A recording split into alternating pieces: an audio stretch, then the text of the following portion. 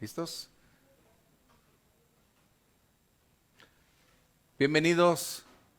Estamos detallando todavía algunos conflictos a través de internet, pero gracias a Dios todo está ya en el orden apropiado.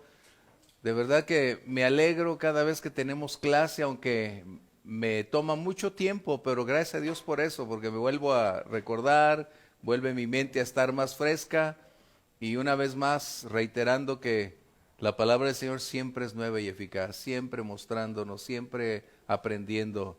Y le doy gracias a Dios porque cada vez que estoy sentado estudiando, no es que me canse y decir, ay no, me deleita, pero de todas maneras el cuerpo se cansa de estar sentado, pero finalmente me gozo haciéndolo. Bienvenidos a todos ustedes y de verdad que es un gusto compartir algo que nos agrada, que tenemos en común, escuchar, buscar la palabra de Dios. Esto nos permitirá ser mejores creyentes, mejores siervos y nos dará la oportunidad de mantener la pureza de la palabra en el contexto correcto, ¿sí? A través de las redes sociales les damos la bienvenida y a la vez alentarles para ya sentarse, tener su tiempo destinado específicamente para la escuela o el estudio y sustraernos de todos los posibles distractores, así que sus Game Boys, por favor, pónganles en vibrador, porque Dios no les va a llamar aquí ahorita, ¿va? No les va a hablar por celular. Así que vamos a esperar que sus Game Boys estén en el modo de vibrador y de esta manera no pierden sus llamadas y tenemos la ocasión, la oportunidad de poder estudiar esta palabra. En el capítulo 22 de Mateo tenemos la siguiente exposición de esta parábola, aunque es un poquito extensa en los primeros 14 versículos. El Señor Jesús está reiterando una condición que ha venido reiterándole al liderazgo de Israel. Recuerden, estas tres últimas parábolas va a cerrar un círculo de hablar directamente al liderazgo y demostrarles su carencia, su ignorancia, su hostilidad, su falta de dedicación y que eso era imperdonable para quienes se jactaban de ser líderes, de no tener un conocimiento de la verdad. Es decir, no tener un apropiado conocimiento de las verdades reveladas a través del Antiguo Testamento. Y se suponía que ellos eran los maestros, los líderes, el sacerdote, y por lo tanto ellos eran la autoridad espiritual principal, de tal manera que su condición de líderes se reflejaría inmediatamente en el contexto nacional o en el contexto de sus oyentes. Bien, vamos a ver esta parábola en el capítulo 22, versos 1 al 14. La conocemos como la parábola de las bodas, pero que en realidad no es una boda, pero finalmente es la declaración acerca del contexto para poder mostrar tres aspectos contundentes del ministerio del Señor Jesús. ¡Qué tremendo! Tú y yo tenemos exactamente que dice, el rey invitó a unas bodas, pero la parábola no está hablando tanto de las bodas. Está hablando de tres aspectos fundamentales que necesitamos colocar aquí. Bien, vamos a pedir la dirección del Espíritu Santo. Dios nos lleve, nos guíe y de esta manera tengamos la oportunidad de aprender mejor. Algunos de ustedes, por favor, diríjanos en oración en voz alta para que quienes están a través de las redes sociales también participen de la misma. Cierra tus ojos y pidamos dirección al Señor. Mi Dios, te damos gracias, Dios, por un nuevo día que nos permites estar aquí. Te pedimos, Dios, que nos ayudes a seguir aprendiendo de ti, Dios, pero que sobre todo, Dios, esto que aprendamos se vuelva fruto, Dios, en lo que hagamos en nuestro día a día, Dios. Padre, ponemos delante de ti, Dios, esta enseñanza, Dios, ponemos delante de ti lo que previamente el pastor ya estudió, ya puso, pues en tus manos, Dios, todo lo que nos va a enseñar, Dios. Te pido que así sea y que seas tú guiándonos y que esclarezcas cualquier duda, Dios, y que inclusive podamos aprender cosas nuevas, Dios, que nos hagan crecer y acercarnos más a ti, Dios. Te damos gracias en el nombre de Jesús, Dios. Amén. Amén, qué excelente.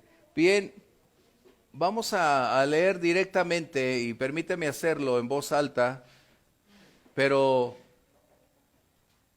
espero que tú ya tengas algo para saber de qué trata, no las hojas que recibiste, sino saber qué tenías tú en mente antes. Vamos a decirlo. Respondiendo Jesús, les volvió a hablar en parábolas diciendo, el reino de los cielos es semejante a un rey que hizo fiesta de bodas a su hijo y envió a sus siervos a llamar a los convidados a las bodas, mas éstos no quisieron venir. Volvió a enviar a otros siervos diciendo, decid a los convidados, he aquí he preparado mi comida, mis toros y animales engordados han sido muertos, y todo esto está dispuesto, venid a las bodas. Mas ellos, sin hacer caso, se fueron, uno a su labranza, otro a sus negocios, y otros, tomando a los siervos, los afrentaron y los mataron. Al oír el rey se enojó y enviando sus ejércitos destruyó a aquellos homicidas y quemó su ciudad. Entonces dijo a sus siervos, las bodas a la verdad están preparadas, mas los que fueron convidados no eran dignos.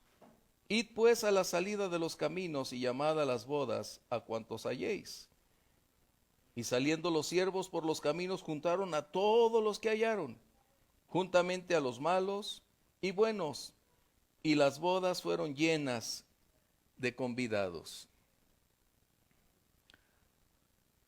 ¿Qué es lo que ustedes estudiaron? ¿Qué es lo que está diciendo esta parábola? Recuerden, su opinión, su aportación es muy importante. No es un examen, es para enriquecernos, para saber qué es lo que está aconteciendo bíblicamente, qué es lo que Jesús está enseñando. ¿Qué es lo que desde las anteriores, recuerda, todas las anteriores han venido tratando un tema y nos está llevando ahora al clímax, es decir, al final, al pináculo, al cierre total de estas parábolas? Así que, ¿qué es lo que ha estado él enseñando en esta parábola? ¿Qué podemos opinar? No leyeron. Necesitan leer anteriormente. Para venir a la clase necesitan estudiar antes. Adelante. Bueno, pienso que está hablando de esa salvación que inicialmente a lo mejor era para el pueblo de Israel, pero ahora ya entra o viene a ser partícipe a los gentiles y pues al resto. Excelente, bien, bien, eso es lo que estamos hablando. ¿Qué es lo que podemos, no es en detalle, pero sí en un contexto general, qué podemos decir? Porque es la razón de poder captar lo que vamos a escuchar y opinar al respecto, ¿sí? Es como dijo el Señor, ¿entendieron las parábolas que dijeron los discípulos? No, así estamos en ese proceso, todos, o sea, estamos en ese mismo contexto. Bien, antes de entrar en la parábola necesitamos puntualizar un aspecto muy preponderante, algo que Luzmi estaba compartiendo acerca del amor de Dios. Uno de los grandes problemas que la mayoría de la sociedad conlleva es pretender que hay un Dios muy exclusivo, que a solo unos cuantos puede extender su bondad, bendición, sus recursos, que a unos cuantos solamente les puede revelar sus tesoros, sus secretos, y esto vuelve a un Dios lejano, distante e impersonal.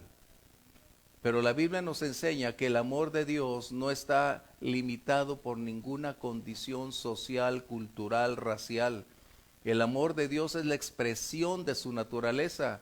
Él nos ama a pesar de lo que somos. Y su amor no tiene condiciones para derramarse.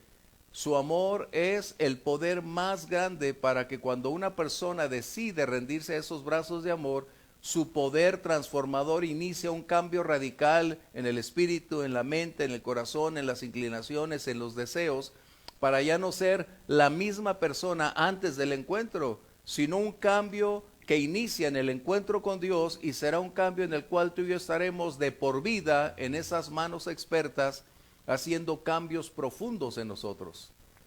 Porque las personas van a dar testimonio de que no somos los mismos de cuando estuvimos hace años con ellos, que somos distintos cada día, porque el amor de Dios tiene esa característica. nos ama como somos, pero nos ama tanto que no desea dejarnos en la posición ni en la condición en la que estamos. Su amor es para llevarnos cada día a la excelencia en todos los ángulos de nuestra vida. Eso es muy importante que tú y yo lo podamos definir, porque el mundo siempre va a tener una postura, una opinión muy distinta, pero los que conocemos la verdad necesitamos compartir la verdad. Y la verdad es que Dios ama de tal manera al mundo que dio la joya más preciosa para que todo aquel que en él crea tenga vida eterna. Qué grato, ¿verdad? Bien, ¿qué está sucediendo entonces? Jesús ha estado confrontando principalmente a los líderes, a los sacerdotes, a saduceos y fariseos. Ha estado colocando estas parábolas para mostrarles quién es Él, cuál es su autoridad, cuál es el propósito de su presencia, cuál es el destino de la nación y qué es el título llamado Mesías, que representa el cumplimiento de todas las promesas hechas de Dios a lo largo de todas las generaciones. De esta manera, Jesús ha estado hablando con los líderes acerca de cómo instruir y qué hacer. Encuentra Jesús a un liderazgo endeble, carente de conocimiento, a un líder ajeno a las verdades espirituales, centrado más en sus intereses, en la política, en hacer riquezas y en una trascendencia de un sacerdocio que han considerado eterno y permanente. De esta manera se ha convertido el sacerdocio en un negocio familiar. ¡Qué tremendo! Que ha venido a ser una herencia que sin tener un llamado, sin tener características o cualidades, simplemente por ser el primogénito del sacerdocio, ha venido adquiriendo una posición que ni en ocasiones son dignos de haberla llevado. De esta manera entonces Jesús, al estar compartiendo con los líderes, acusa y los acusa duramente de su ignorancia, de su indolencia, de su carente capacidad de conocer las verdades, y además los había acusado en la parábola anterior de asesinos. De esta manera, Jesús vuelve a reiterar que la condición espiritual de los líderes se convierte en el parámetro con el cual la población general vive espiritual como materialmente. En el libro de Oseas, capítulo 4, verso 9, y este es un texto que no lo tienes en tus hojas, pero lo puse después, porque está hablando acerca de un principio que hemos hablado, y por lo general es la regla, aunque como decía mi maestro Belgodere de arte, la excepción confirma la regla. Pero por lo general esta es la regla que tenemos aquí. Oseas 4:9. ¿Alguno de ustedes en voz alta, por favor? Y será el pueblo como el sacerdote. Le castigaré por su conducta y le pagaré conforme a sus obras. Está hablando de varios aspectos involucrados. El pueblo será o estará en relación a la medida de liderazgo que tiene. El pueblo será el reflejo de la vida, de la capacidad, de la espiritualidad o de la entrega en que el sacerdocio realiza su función. Este es un parámetro que tenemos que entender. ¿Por qué? Porque las ovejas van a reflejar a su pastor. Por lo general las ovejas siempre van a tener el carácter, la postura, la visión, la entrega, todo en relación con lo que tienen de modelo al frente. Es por eso que también el pueblo recibiría las mismas condicionantes, porque dice, y le pagaré de acuerdo a, es lo que está diciendo este texto, no solo al sacerdocio, sino al pueblo. ¿Por qué? Porque el sacerdocio es el responsable delante de Dios del pueblo, es como un padre de familia. El padre de familia es el responsable delante de Dios de su familia. Él es el responsable. Si bien es cierto, Dios le ha conferido a la mujer un alto grado de autoridad, capacidad, recursos, y delante de él está a la misma altura que el hombre en el matrimonio, a quien Dios le ha conferido el privilegio pero también la responsabilidad de tomar o de ser quien dé cuentas al respecto. Eso es muy importante. Así que el pueblo tiene ahora una contundente realidad. Cuando Jesús llega al escenario de su pueblo, se percata que lejos de ser un pueblo conocedor de la palabra, aunque desde niño la escucharon, la ha olvidado, porque si los sacerdotes la han olvidado, ¿qué esperamos del pueblo? Qué tremendo, ¿verdad? Es como al hombre que le preguntaron, ¿y tú en qué crees? Ah, fácil, en lo que cree mi pastor. ¿Y qué cree tu pastor? Ah, pues en lo que predica todos los domingos. No puede ser. O sea, qué increíble. O sea, parece risible, pero es la verdad. Es lo que Jesús encontró con estas personas. La respuesta del liderazgo determinaría el presente y el futuro no solo de ellos, sino de quienes representaban del pueblo. Eso es una lección demasiado grande para quien quiere ser un líder. La responsabilidad que enfrentará, porque Dios pedirá cuentas de cada una de esas personas que están ahí. Y esto es una de las lecciones más tremendas. Bien, vamos a ver la parábola, la descripción.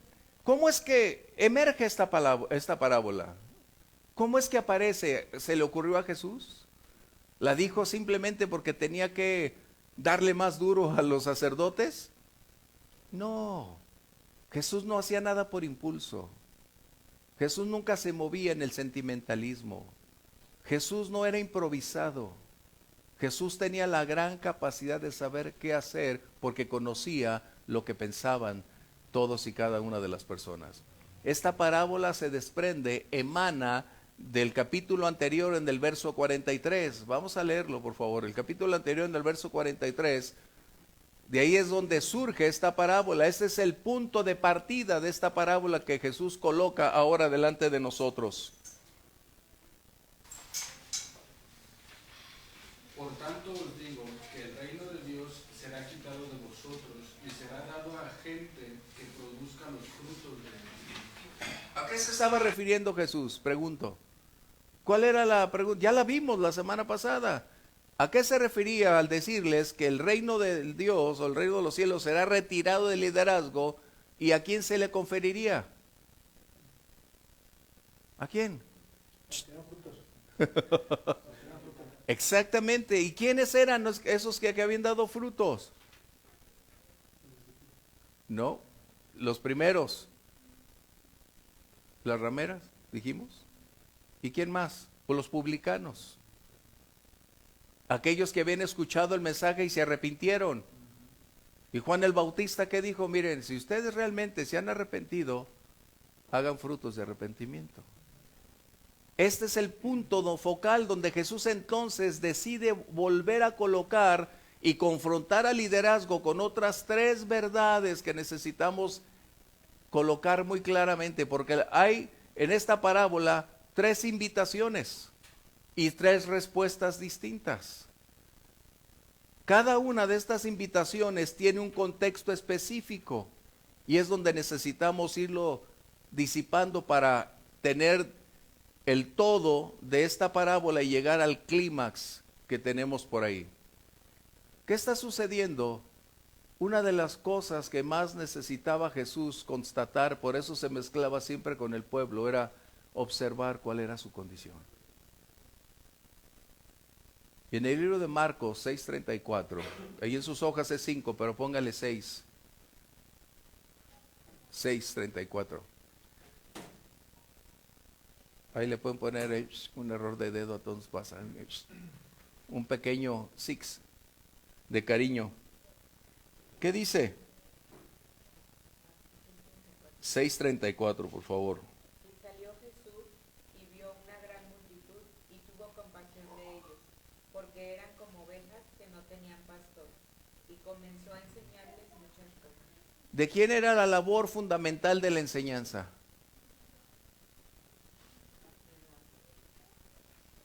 ¿De quién? fariseos, sacerdotes, del liderazgo. En otras palabras, el liderazgo requería invertir tiempo como tú y yo hoy lo estamos haciendo. Ellos buscaban el dinero y no la instrucción. El medio de conocer la riqueza, lo comenté un poquito el domingo, era lucrar con la palabra. ¿Alguien se acuerda de uno de los textos que mencioné? Miqueas. Mencioné uno de los textos, Miqueas. Creo que es 3:8, 3:11.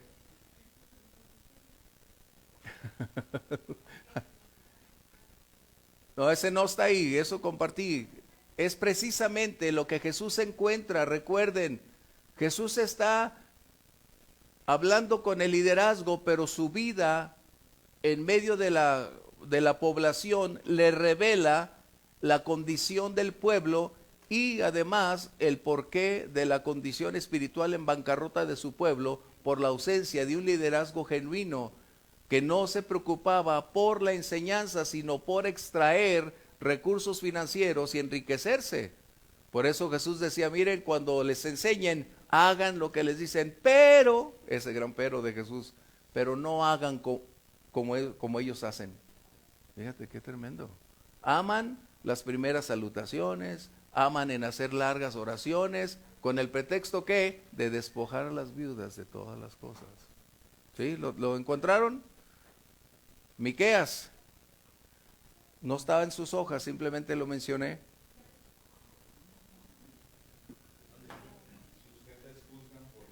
Exactamente. ¿Es Miqueas 3? 3:11. Ah, sí, fui a la escuela. Excelente. ¿Qué dice? Vuélvelo a repetir en voz alta, por favor. Sus jefes, es decir, sus jueces, quienes están en autoridad, hacen su juicio mediante ¿qué? Cohecho. ¿Qué es cohecho? ¿Qué pudiéramos decir cohecho? Exacto. Ganancia inapropiada, exacto. Es tergiversar el juicio por recibir una dádiva o por estar de acuerdo con alguien a pesar de no tener la razón. Y lo hace por algo adicional. Pero además dice, y los sacerdotes... Y sus profetas adivinan por dinero. Dice, sus sacerdotes te van a enseñar de acuerdo a una tarifa. Y se apoyan en Jehová diciendo, ¿no está Jehová entre nosotros? ¿No vendrá mal sobre nosotros? Los profetas, dice, adivinan. Fíjese qué diferencia. Adivinan. O sea, tenemos que tener cuidado. Uno de los más grandes problemas que tenemos, y no es la clase de ministerios, pero nos damos cuenta que el profeta, su labor es profetizar, no adivinar. Y la profecía, la Biblia nos enseña que no es de acción personal el realizarla, el ejecutarla, es una revelación de Dios y el medio humano debe trasladarla a quien va dirigida. ¿Qué diferencia? Pero adivinar es pretender, creer y hacer algo de un evento en relación con una invención propia como resultado de adquirir algo a favor. Adivinar no es conocer. ¿Estamos de acuerdo? Qué tremendo. Bueno, ahora nos estamos dando cuenta a qué se refería Jesús. Que lo que prevalecía en el ámbito espiritual no era lo esperado por él. El tiempo en el que llegó Jesús era el tiempo idóneo, preparado por Dios, pero el pueblo no estaba preparado. Recordarán, a ver si recuerdan esa escritura, ¿dónde está? En otro de los profetas menores dice, prepárate para venir al encuentro con tu Dios. No recuerdo si es Oseas, pero por ahí está. En uno de esos profetas, como dicen, menores, no me gusta esa palabra, pero le dicen menores porque su tiempo de profecía fue menor a la de otros. Bien, mientras lo buscas, esto implicaba que a quienes Jesús se está dirigiendo y expone esta parábola son los invitados principalmente. Los sacerdotes como su pueblo. De esta manera entonces, Jesús mismo describe quién es el Padre. Y él menciona que el Padre es el Rey, a quien todas las cosas le pertenecen, de quien todo procede. Y asimismo Jesús señala que Él es el Hijo. Y cuando hablábamos del Hijo en la clase anterior o en la parábola anterior nos dimos cuenta que Él es quien dice ser, Él es Dios, Él es la encarnación de la deidad, Él es la representación visible ante su pueblo de lo invisible. De la esfera invisible Él es la expresión física, visible, tangible, palpable, que todos podían ver y escuchar. Porque nadie había visto a Dios, aunque se pretendía que Moisés había visto a Dios. Pero Moisés nunca vio a Dios. Aunque decía ahí, hombre muerto soy, he visto a Dios. No, nadie ha visto a Dios jamás. Precisamente ningún mortal cara a cara ha visto al Señor.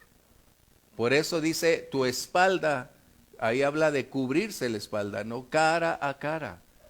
Y Jesús mismo dijo, nadie ha visto a Dios jamás. Es la misma declaración de Jesús. Nadie ha visto a Dios jamás. ¿Por qué? Porque nadie puede ver a Dios y estar de pie. Cara a cara le veremos cuando estemos con Él.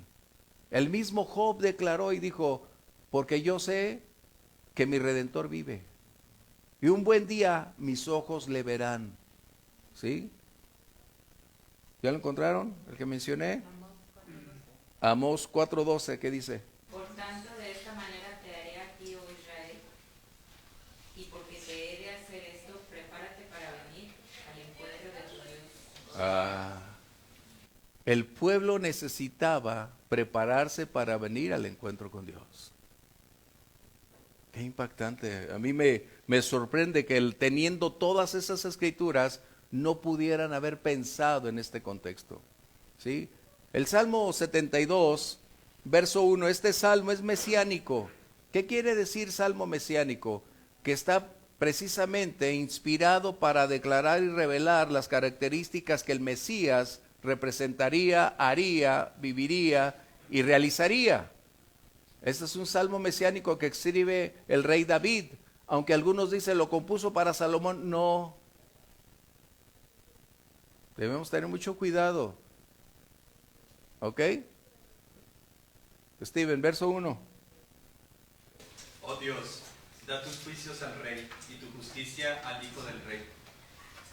Y si leyéramos todo ese salmo nos daríamos cuenta entonces que no está hablando de Salomón, aunque se adjudica a Salomón en cierto momento, pero ese salmo es como el Salmo 2, como el Salmo 21, que habla acerca de el Mesías, su sacrificio, su ofrenda. Es lo que tenemos que entender. Y este salmo está hablando precisamente del rey, del hijo del rey. ¿Qué está haciendo entonces? Jesús en esta parábola estará ilustrando la diversidad de beneficios de la predicación del Mesías a su pueblo. Esta parábola contiene entonces elementos que deberían revelarle a los eruditos bíblicos de ese tiempo que la presencia del Mesías sería el cumplimiento de todas las promesas hechas a los padres, es decir, a los antiguotestamentarios, desde Abraham en adelante, de lo que escribió David, de lo que escribió en Isaías, Jeremías, Ezequiel, que todas estas promesas se estaban cumpliendo frente a sus ojos, que delante de ellos estaban contemplando al Altísimo, que ante ellos estaba el Rey de Gloria. Y Jesús coloca esta parábola precisamente para indicar 3 segmentos de su ministerio al cual tú y yo estamos incluidos al respecto. Los invitados a la fiesta, a la boda, entonces, son el sacerdocio, los líderes, como el pueblo en general. Recordemos, Jesús vino a los suyos, Juan 1:11, ¿qué dice? A lo suyo vino. ¿Él vino a quién? A los suyos, primeramente. Y eso es muy importante que tú y yo lo tengamos presente. ¿Por qué? Porque esta parábola estará haciendo tres aspectos contundentes, hablando de calidad, hablando de cantidad y hablando del carácter del reino. Fíjate bien, tres aspectos que son muy sobresalientes. Jesús no está hablando con personas carentes de conocimiento. El liderazgo, se supone, deberían ser personas no solamente capaces, sino intelectuales. Ellos tenían un alto grado de instrucción al respecto. Por eso Jesús está hablando con toda libertad. Además, esta parábola es una breve descripción de lo que va a suceder a quienes decidan asistir a las bodas. Jesús está hablando de un evento. Ahora déjenme decirle lo que no es. Voy a nada más a dar dos posturas brevemente de lo que no es. Porque esta parábola tiene muchas interpretaciones, pero no pudiéramos perdernos porque Jesús la explica. Jesús es quien le explica, pero una de las condicionantes que vas a escuchar a lo largo de la historia o de tu vida, la primera es que está hablando de las bodas del Cordero. No está hablando de las bodas del Cordero. Eso está en Apocalipsis capítulo 19. ¿Por qué? Porque están hablando de las bodas con Israel. Jesús no es el marido de Israel. Jesús se casará con la iglesia. ¿Ok? Entonces tenemos que tener mucho cuidado en la diversidad de posturas. Porque se piensa, Jesús no está diciendo es mi boda. Recuerden, Él está hablando de un evento muy popular entre su pueblo culturalmente, hablando de las bodas. Recordemos que esas bodas tenían una cena previa, tenían una condición de verse los invitados antes de la cena formal. O sea, varios pasos había al respecto. La boda duraba una semana. Ay, en Sinaloa duran 15 días, ¿cuál problema? ¿Cómo le harán? ¿Quién sabe? Pero de una semana y 15 días, no hay problema. Bien. Por eso, Jesús está hablando a este contexto de lo que va a suceder. Vamos a ver la primera invitación entonces, versos 2 y 3.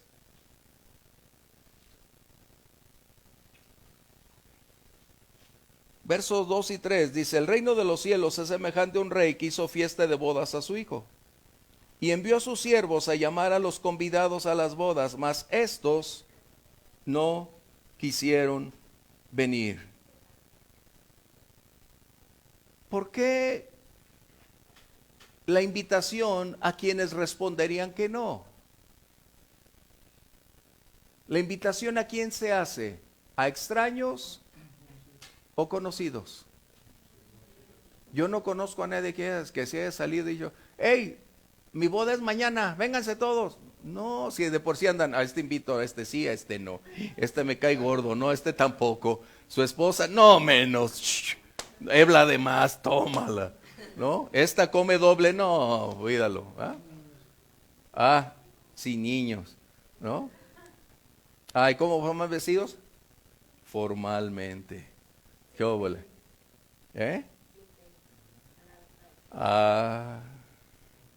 El otro día que fuimos a una boda, voy viendo a una gente con tenis, digo, no me digas, qué falta de respeto.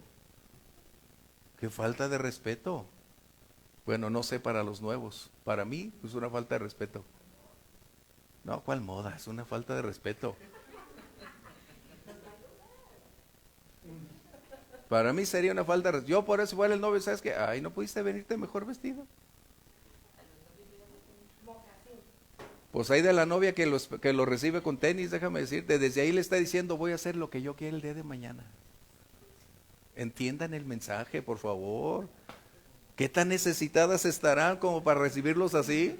Bueno, cambiemos, vamos a la clase.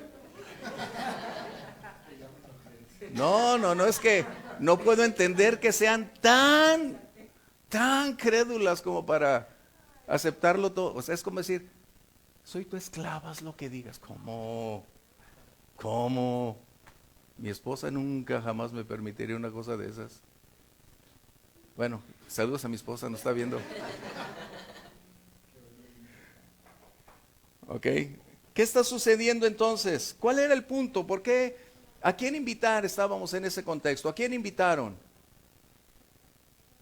A quienes formaban parte de su vida, su relación, su comunión. Por decir algo, la misma familia. ¿Por qué? Porque el pueblo de Israel es el amado pueblo de Dios. A los suyos vino, recuerden, y precisamente a eso venía.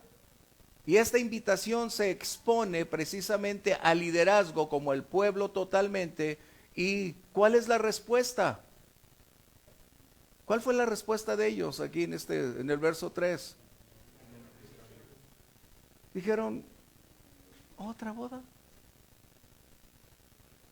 Bueno, declinaron la invitación.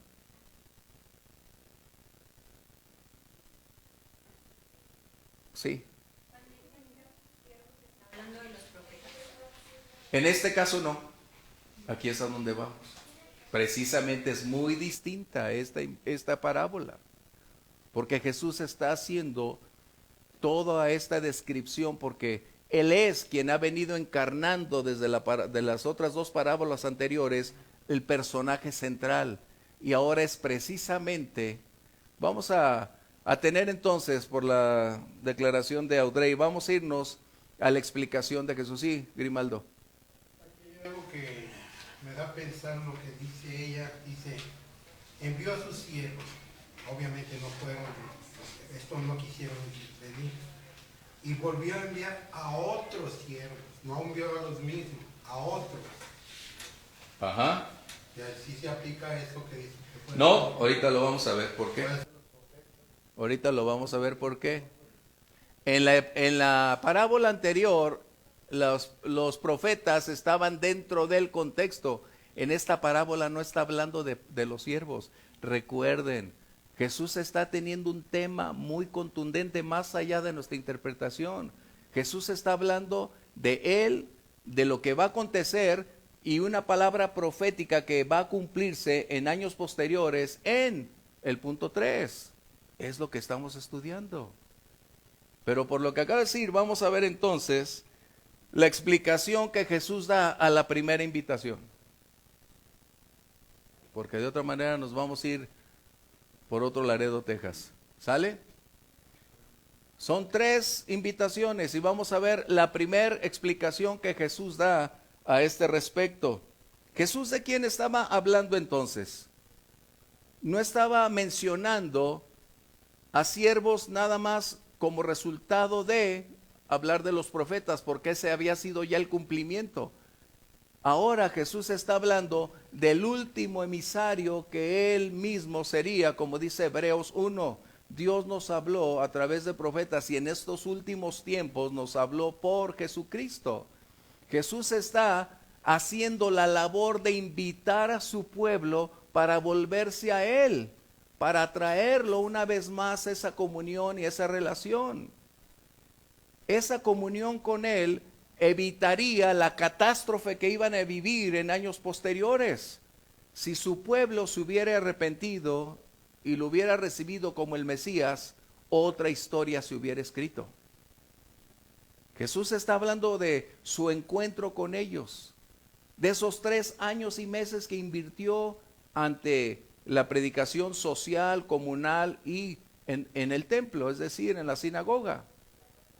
Al no obtener respuesta, Jesús vuelve a hacer la siguiente invitación, vamos a verlo.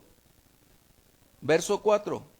Volvió a enviar a otros siervos diciendo, decid a los convidados, he aquí he preparado mi comida, mis toros, animales engordados, han sido muertos y todo está dispuesto, subraya esa frase, y todo está dispuesto, venid a las bodas.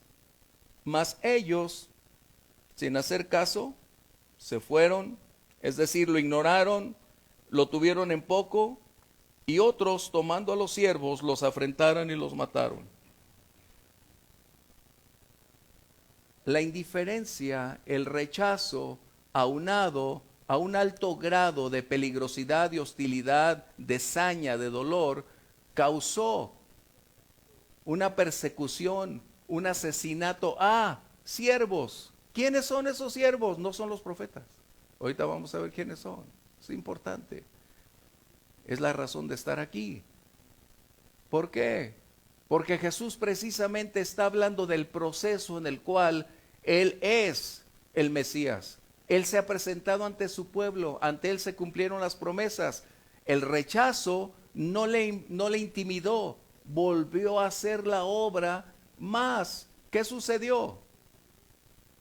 Asesinaron al Bautista, asesinaron a Jesús, ya se están dando cuenta, por eso hablando siervos.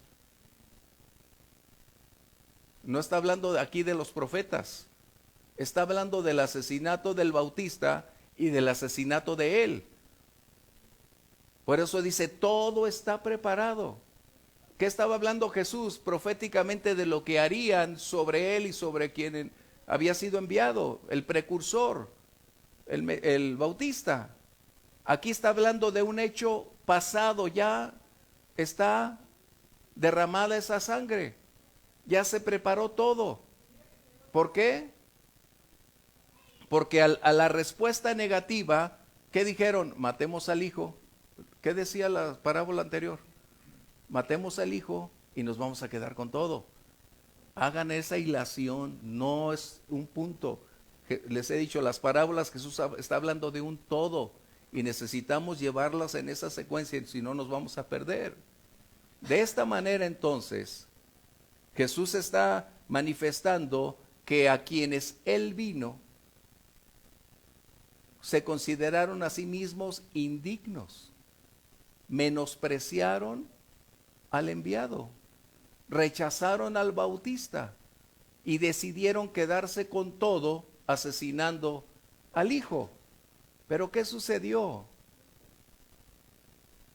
Jesús no está hablando simplemente de un instante, Él estaba hablando de un proceso de búsqueda, de inversión del Señor para atraerlos a sus brazos. Vamos a ver dos pasajes de Lucas.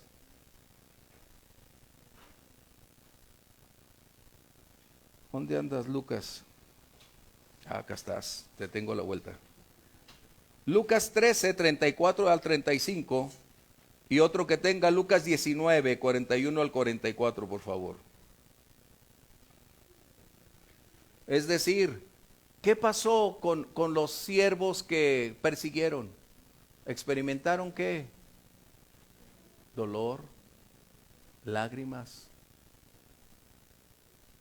heridas, muerte. Y es precisamente lo que vamos a leer. Lucas 13, 34, 35. Jerusalén, Jerusalén, que matas a los profetas y apedreas a los que te son enviados. ¿Cuántas veces quise juntar a tus hijos como la gallina a sus polluelos debajo de sus alas y no quisiste? He aquí vuestra casa os es dejada desierta, y os digo que no me veréis hasta que llegue el tiempo en que digáis, bendito el que viene en nombre del Señor. Dos cosas está Jesús declarando. Primeramente ahí, que hubo una búsqueda contundente, un amor derramado que superaba todos los obstáculos para atraer a su pueblo amado una vez más a esa comunión, esa relación. Pero ellos utilizaron su capacidad de decisión, determinaron no caminar más con Él. La escritura la van a encontrar llena en el Antiguo Testamento, donde dice, vuélvanse a mí, y ellos dijeron, no queremos. Vuélvanse a las sendas antiguas, no queremos. Esto echa por tierra la doctrina de la predestinación. Porque este es otro punto que no quise tocar, pero eso es otra doctrina de una interpretación de esta parábola. Y en el tercer punto va a ser muy contundente, pero el propósito no es hablar de eso, es simplemente para que ustedes tengan muy en claro que van a venir posturas que requieren que ustedes las analicen a la luz de la verdad de la palabra. ¿Sí? El otro texto, por favor, el 19, 41 al 44.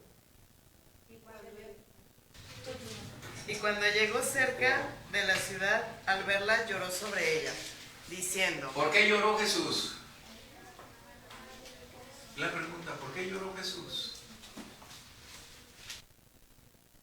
La Biblia habla mínimo dos, o el Nuevo Testamento mínimo 2 veces de que Jesús lloró. Probablemente de haber llorado más, pero solo se registra 2 ocasiones prácticamente. La primera con Lázaro. Una le dolía la amistad, pero también le dolía los estragos que el pecado había generado, la muerte. Qué tremendo. Y esta segunda, su pueblo amado, la ciudad amada, la ciudad sobre la cual deberían venir bendiciones y no maldiciones. ¿Qué dice? O si también tú conocieses a lo menos en este tu día lo que es para tu paz, mas ahora está encubierto de tus ojos. Porque vendrán días sobre ti cuando tus enemigos te rodearán con vallado y te sitiarán y por todas partes te estrecharán y te derribarán a tierra y a tus hijos dentro de ti y no dejarán en ti piedra sobre piedra por cuanto no conociste el tiempo de tu visitación. ¿Cuál fue las palabras que Jesús mencionó en la parábola? ¿Cuál fue la respuesta del rey? Enviaré mis ejércitos y acabaré y derribaré esa ciudad y las quemaré y los pondré a fuego. En la primera lectura que tuvimos, Jesús está hablando al respecto de la violencia que vendría futura como resultado del rechazo del Mesías. En esta otra lectura encontramos que Jesús describe vívida, clara y contundentemente que cuando vean a Jerusalén sitiada, ha llegado su tiempo, el cumplimiento de las promesas. Wow. Y esa promesa se cumplió en el año 70. Así que esa destrucción ocurrió en el año 70, cuando el ejército romano entró para mantener a todos los rebeldes bajo control, y fue cuando Tito Vespasiano destruye Jerusalén. Qué tremendo. Pero, ¿quiénes eran los siervos? Juan el Bautista, el Señor Jesús, Esteban y Santiago.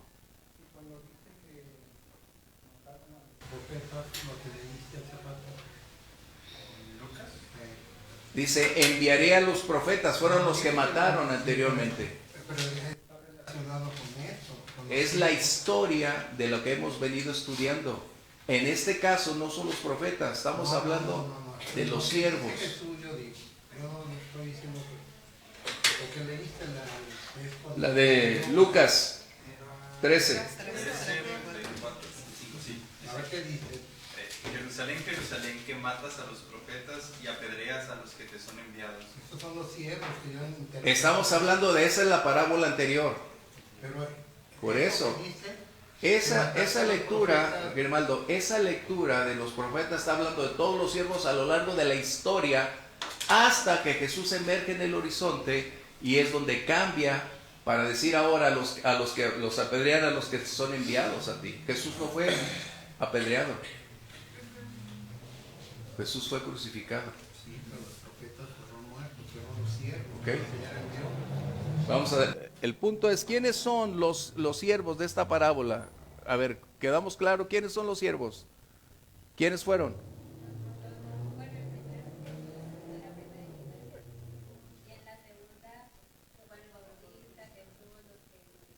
Ajá, Esteban y Santiago.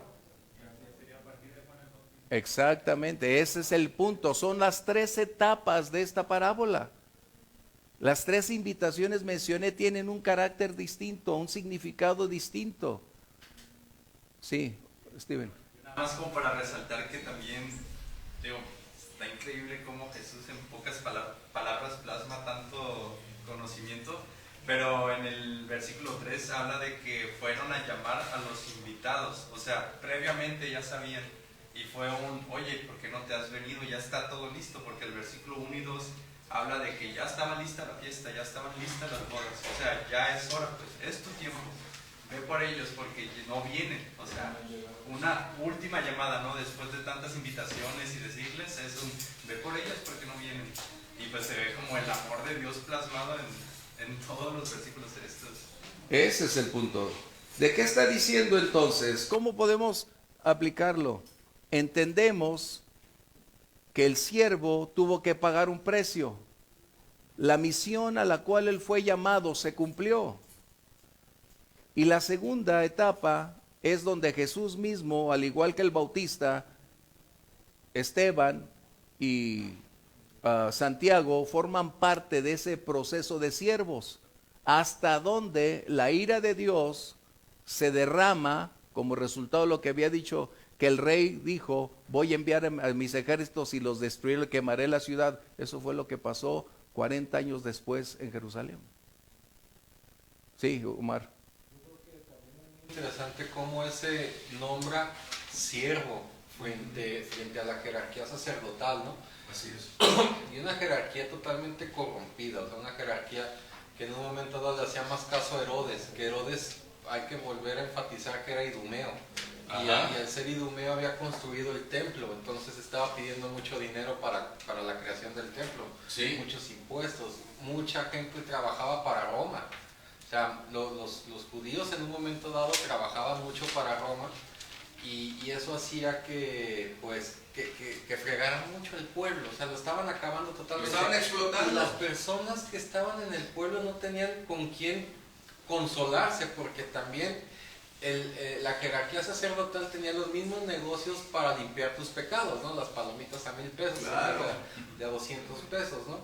Y como él se llama el Hijo del Hombre y el siervo, ¿sí? Nombrándose en las parábolas que... De hecho, yo en creo que- Isaías Dice el siervo de Jehová. ¿sí? O sea, ese es el título que él se autodefine para mantenerse lo que estás Y la mencionando. jerarquía, o sea, quien sabía estaba totalmente así, que igual pasaría si ponemos lo mismo, si lo contextualizamos del siglo XXI, si vuelven a llegar, lo vuelven a crucificar, ¿no? Porque En el libro de Juan, son capítulo los 2, problemas. verso 16, si tienes Juan 2:16, Evangelio de Juan 2:16, Jesús está hablando de este incidente que menciona Omar, pero fíjate las palabras que declara Jesús en este verso 16, capítulo 2, verso 16 de Juan.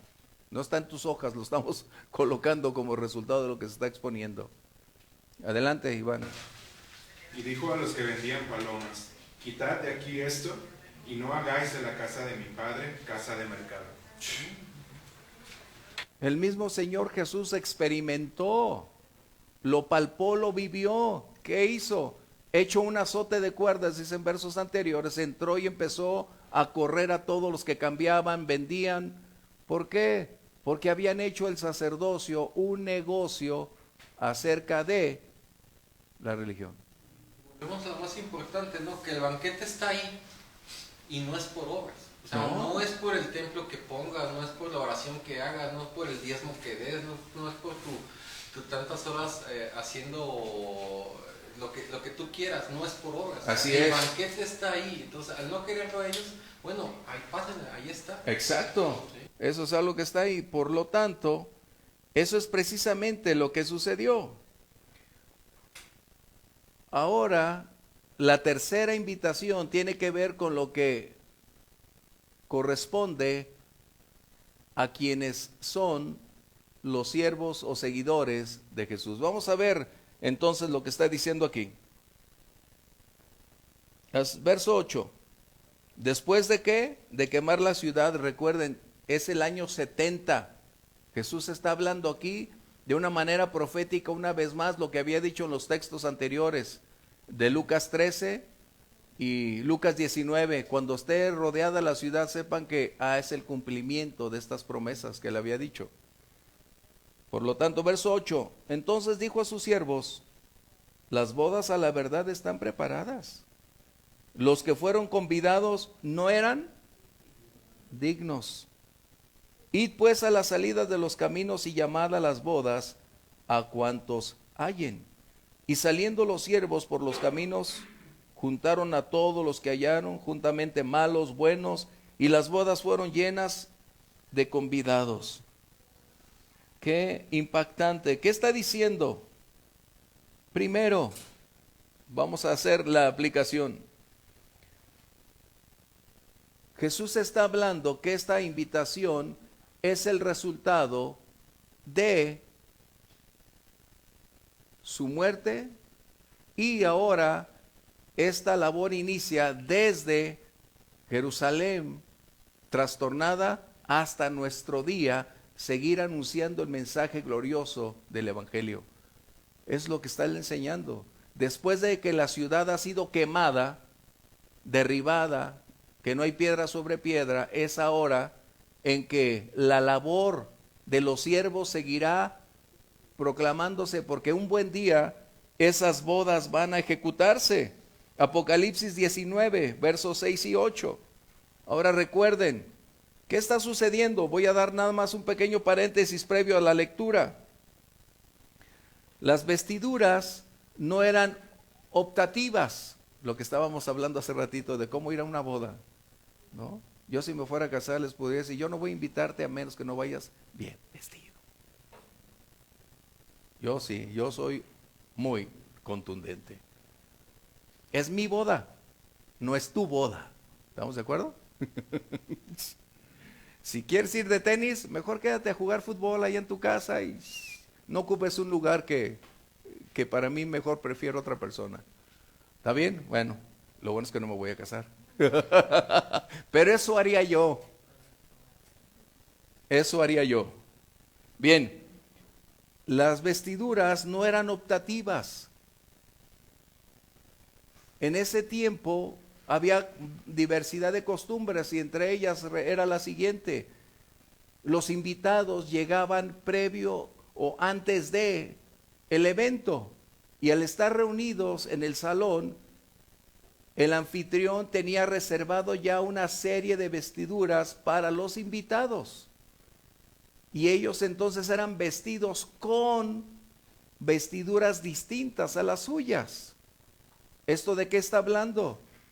Del arrepentimiento y del nuevo nacimiento, que entonces tenemos ya las vestiduras que el Señor nos ha dado para esta condición. ¿Qué diferencia? ¿Por qué? Vamos a ver Apocalipsis 19, 6 y 8. Recuerden, son vestiduras de justicia. Pero tenemos que entender todo este contexto para poder darle la explicación o la aplicación correcta.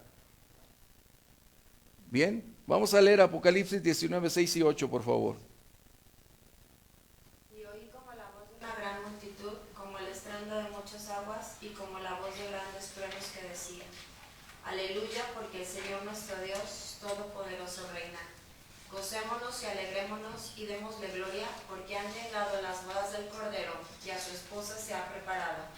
Y a ella se le ha concedido que se vista de lino fino, limpio y resplandeciente, porque el lino fino es las acciones justas de los santos. Las vestiduras provistas por Dios.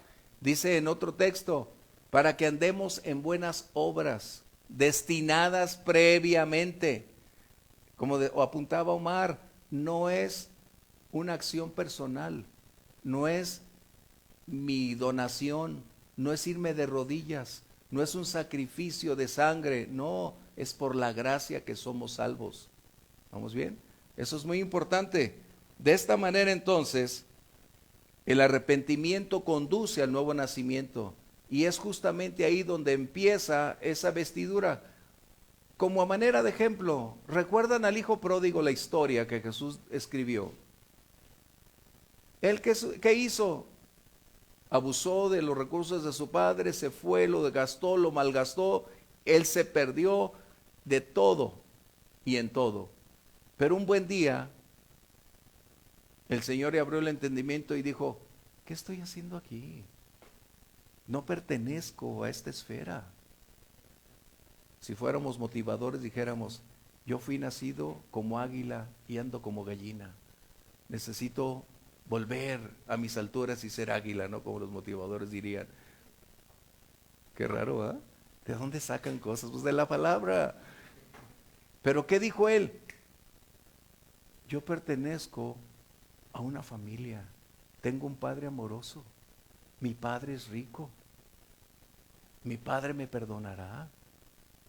Mi padre sabe quién soy y yo sé quién es mi padre. Ya sé, no me voy a lamentar más, no me voy a quedar aquí quejando de mis heridas. Sé en dónde está la respuesta. Tiró todo lo que tenía ahí en mano y fue rumbo a casa de su padre. ¿Y el padre qué estaba haciendo? Esperándolo todo el tiempo. mirando siempre al horizonte, esperando que un buen día llegara. ¿Por qué? Por lo siguiente, porque lo que tú y yo recibimos del amor de Dios en ningún lugar lo vamos a encontrar. Tarde o temprano regresaremos a los brazos del Padre. Y este hombre, cuando fue, ni pudo hablar. Él había hecho un bosquejo. Cuando vea a mi Padre le voy a decir cómo me siento, qué hice. Él estaba pensando, pero cuando llega el Padre lo abraza, lo besa, y eso es un beso prolongado. Y le dice: Padre, he pecado contra el cielo y contra ti. Y dice: vámonos a casa. ¿Qué sucede? Lo bañan y lo viste de nuevo. Le da un anillo, que significa autoridad, y le calza los pies. En otras palabras, lo reinstala a la posición original. Qué tremendo. Tenemos que entender esos contextos. Las bodas del Cordero, ¿cuándo se van a cumplir? Ah, sí. Y está el otro hijo, que después hablaremos de ese otro hijo. Ahí está el banquete, pásate. Y dijo que no. El hijo no, dijo: no, yo he trabajado todo el tiempo. Y este fue y lo desperdició. Y mi padre no me quiere. Bueno, y hablaremos. Hablando rápido, ¿quién tenía el pecado más grande? ¿El que se fue o el que se quedó?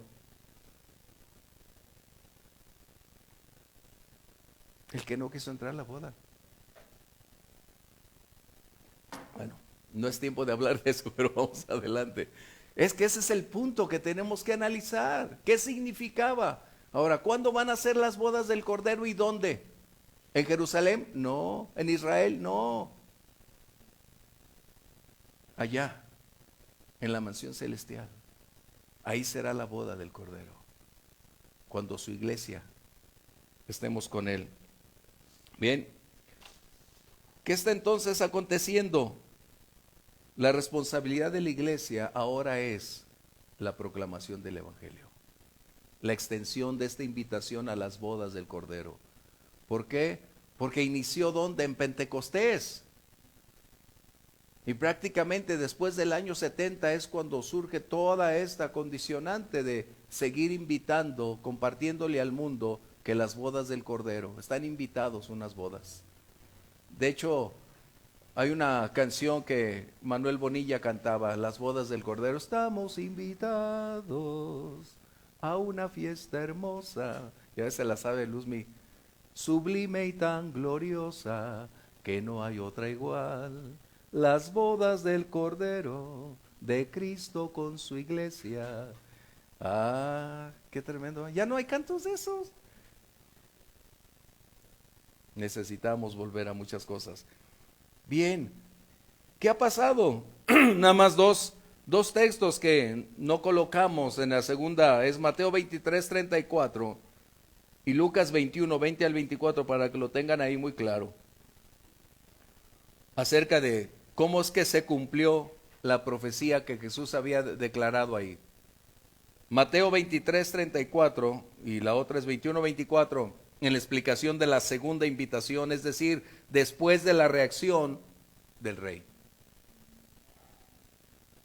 Por tanto, he aquí, yo os envío profetas y sabios y escribas, y de ellos a unos mataréis y crucificaréis, y a otros azotaréis en vuestras sinagogas y perseguiréis de ciudad en ciudad.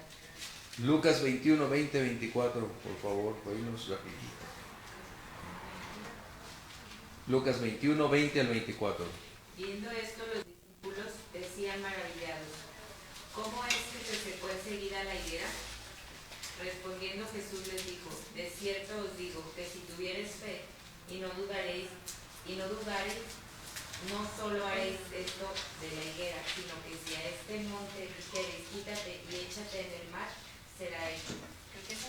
Lucas 21. 21:20, a ver. En Lucas. Ah, por eso dije me equivoqué. Lucas 21:20, por eso dije ya vi mi Biblia, dije, no tengo otro tipo de Biblia. Lucas 21, 20. a Jerusalén, Pero cuando vienen a Jerusalén, rodeada de ejércitos, sabed entonces que su destrucción ha llegado. Entonces los que estén en Judea huyan a los montes, y los que en medio de ella váyanse, y los que estén en los campos no entren en ella, porque estos son días de retribución, para que se cumplan todas las cosas que están escritas. bueno, esto no es nada comparable a lo que será la tribulación. Nada comparable. Ustedes y yo tenemos una gran esperanza, que un buen día el Señor puede llegar y a su pueblo levantar.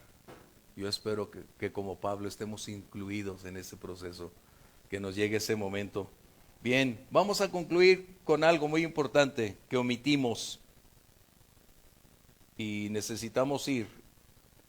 ¿Qué pasó con el que,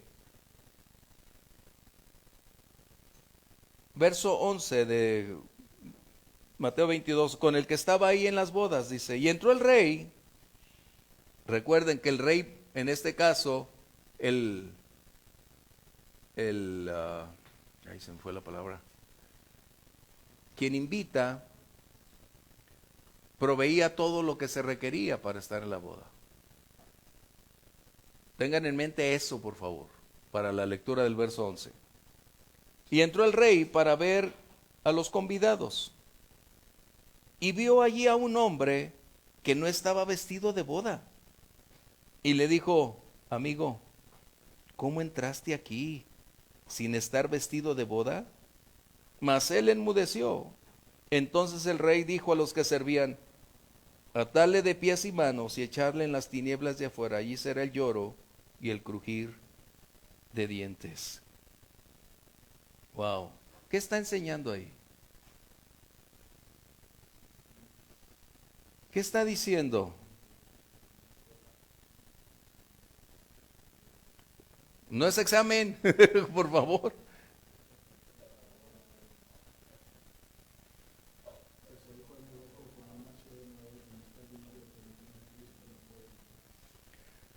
Eso es parte, pero recordemos, está diciendo que reunieron buenos y malos. ¿A qué se refería o cuál era el parámetro? Toda sociedad, en todo tiempo, toda sociedad tiene siempre una descripción de personas buenas y malas. ¿Cómo lo toman o de dónde emerge ese contexto? De un parámetro de condición moral. Esto no quiere decir que por eso son salvos. Lo que el Señor está diciendo es que había una inclusión generalizada a todo aquel que quisiera acudir, venir a la boda. Pero el requerimiento es estar vestido acorde a el evento. Todos estaban invitados, incluyendo esa persona, pero él deliberadamente no aceptó la justicia de Dios para ser vestido y ser dado por inocente con esas vestiduras, y él pretendió seguir viviendo bajo el mismo contexto de sus propias vestiduras.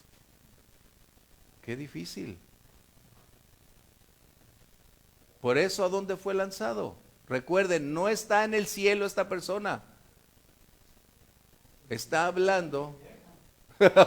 Eso sí, se fue al infierno. Pero digo, no está en el cielo. Lo que está diciendo es quien no esté justificado, nacido de nuevo y porte esas vestiduras no tendrá acceso a esas bodas. Pero está también acentuando la doctrina de un castigo eterno, diciendo que sí existe un lugar contrastante con las bodas del Cordero. Habrá un lugar de dolor, de tormento, que nunca concluirá. ¿Comentarios? ¿Estamos bien? Puedo ir a la iglesia, puedo cantar, puedo formar parte de un ministerio, puedo levantar las manos, llorar, pero finalmente no haber nacido de nuevo. Exactamente, Grimaldo, exactamente. Exactamente. Porque pues no va a haber palabras que ese día podamos negar, cómo justificar.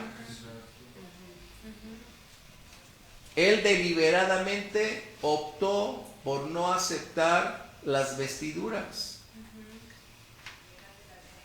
Dios no había hecho acepción, Él hizo una invitación general a todos, buenos y malos. En donde, en cualquier rincón, acudieron todos los que estuvieron de acuerdo. Pero ¿qué requisitos había?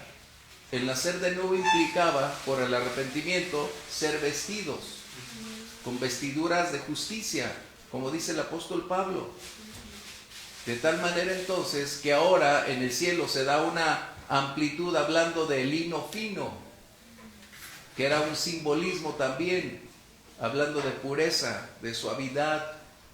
De esta manera el que estaba ahí y no se encontraba con las vestiduras apropiadas es porque disfrutaba del momento, disfrutaba de la relación, estaba ahí. ¿Qué hizo la cizaña y el trigo? ¿Dónde crecen?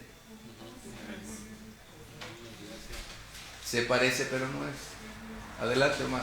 Yo creo que, igual que lo que decía Steven, o sea, como en tan poquitas palabras, en una parábola, menciona tantas cosas como el arrepentimiento, creer que Jesús es el Mesías, o que Jesús es Dios, y cómo te implica a conocer la Biblia, haciendo un lado los fariseos, o sea, conocerla, y cómo es importante predicarla, y cómo es importante también, aquí se menciona que ya hay una vida eterna, hay una vida posterior, ¿no? O sea, que esos, yo creo que son los fundamentos del cristianismo, o sea, arrancar con arrepentimiento y creer que Jesús es el Mesías, y ya de ahí todo lo demás tiene una continuación, ¿no? La lectura de la Biblia, el predicar y saber que muriendo hay un lugar a donde llegar. Creo que vamos paso a paso adquiriendo un poquito más de entendimiento, y el secreto es ir colocando esas parábolas en el orden que Jesús colocó.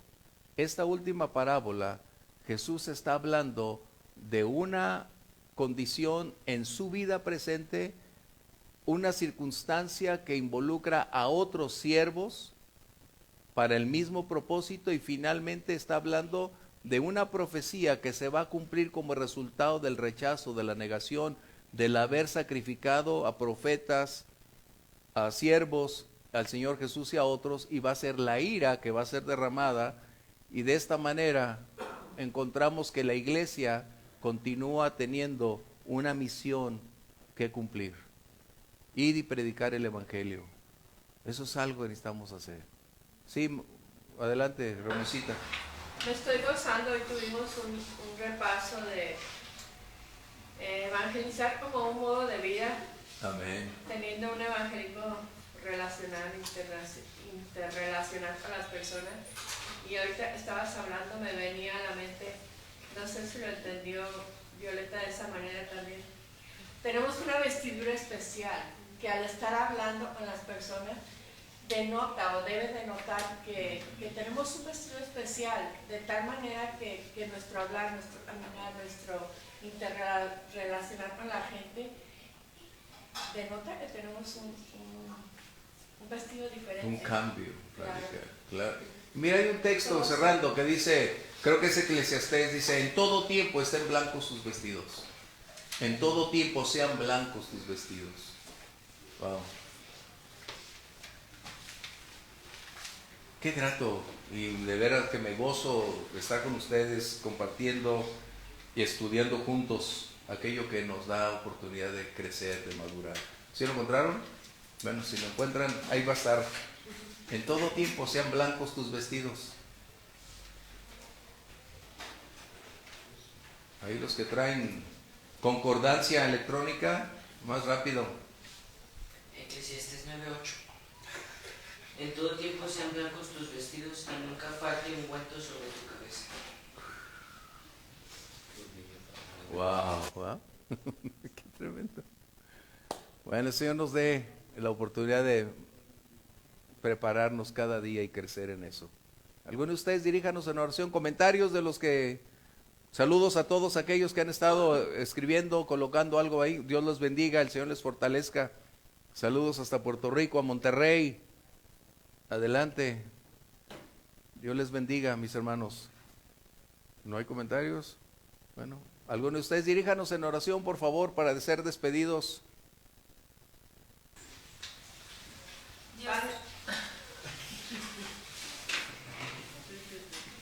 Padre, te alabamos en esta noche, Sí, Señor. por lo mucho, Padre Celestial, que podemos aprender de ti, Señor. No importa el tiempo, no importa la edad, Padre Celestial. Señor, queremos entender más de lo que tú quisiste decir a través de estas palabras, Señor, de estas letras, mi Dios. Enséñanos lo que tu Espíritu Santo quiere revelar a cada uno de nosotros, Señor. Te rogamos, Señor, por todos aquellos que están detrás de la pantalla, mi Dios, que tú les bendigas también y que sea de provecho, mi Dios, este estudio, Padre. Bendice la vida del pastor, Señor, para que tú sigas, Señor, hablando a través de él, Señor, y que nosotros podamos entender, Padre Celestial. Señor, en este momento, Señor, te ruego por la vida de Pati, Señor, que tú la sanes, Padre bendito. Sí, Padre. Y que tú guardes, Señor, su vida en el hueco de tu mano, Señor, como lo has hecho hasta ahora, Padre Celestial. Llévanos a nuestros hogares con bien, Señor, en el nombre de tu Hijo amado Jesús. Amén. Amén. Bendiciones, nos vemos la próxima.